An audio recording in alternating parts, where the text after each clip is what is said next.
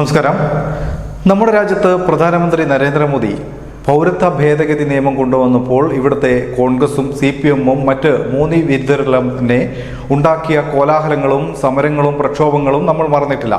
എന്നാൽ പ്രധാനമന്ത്രി നരേന്ദ്രമോദിക്ക് പിന്നാലെ ഇപ്പോൾ അമേരിക്കൻ പ്രസിഡന്റ് ഡൊണാൾഡ് ട്രംപും അമേരിക്കയിൽ ഇതേ മാതൃകയിൽ അനധികൃത കുടിയേറ്റക്കാരെ കണ്ടെത്തി അവർക്കെതിരെ നടപടികൾ ശക്തമാക്കാൻ ഒരുങ്ങുകയാണ്.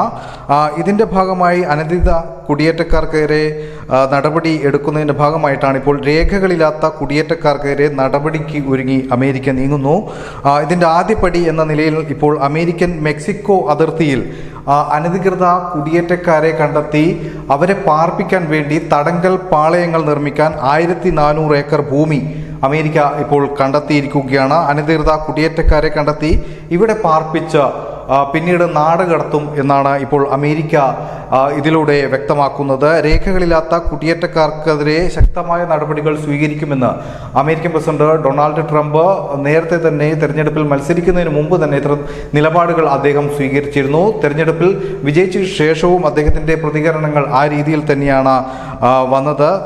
അവരുടെ കണക്ക് പ്രകാരം നവംബർ 2 വരെ അമേരിക്കയിൽ 38,863 കുടിയേറ്റക്കാരുണ്ട്.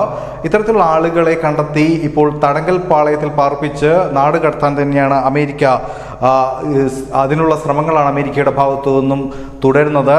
പക്ഷേ നമ്മുടെ രാജ്യത്ത് നമ്മുടെ പ്രധാനമന്ത്രി ഉണ്ടാക്കിയ പൗരത്വ ഭേദഗതി നിയമം അത് നമ്മുടെ അയൽ രാജ്യങ്ങളിൽ ദുരിതം അല്ലെങ്കിൽ ക്രൂരത നേരിടുന്ന ചില വിഭാഗങ്ങൾക്ക് പരിരക്ഷ നൽകിക്കൊണ്ടാണ് നമ്മുടെ രാജ്യം ഇത്തരത്തിൽ പൗരത്വ ഭേദഗതി നിയമം പ്രധാനമന്ത്രിയുടെ നേതൃത്വത്തിൽ നടപ്പാക്കിയത്. എന്നാൽ അതിലും കർശനമായ ചില നിബന്ധനകൾ കൂടിയാണ് ഇപ്പോൾ ഡൊണാൾഡ് ട്രംപ് ഇത്തരത്തിൽ അനധികൃത കുടിയേറ്റക്കാർക്കെതിരെ ശക്തമായി മുന്നോട്ട് പോകുന്നത്.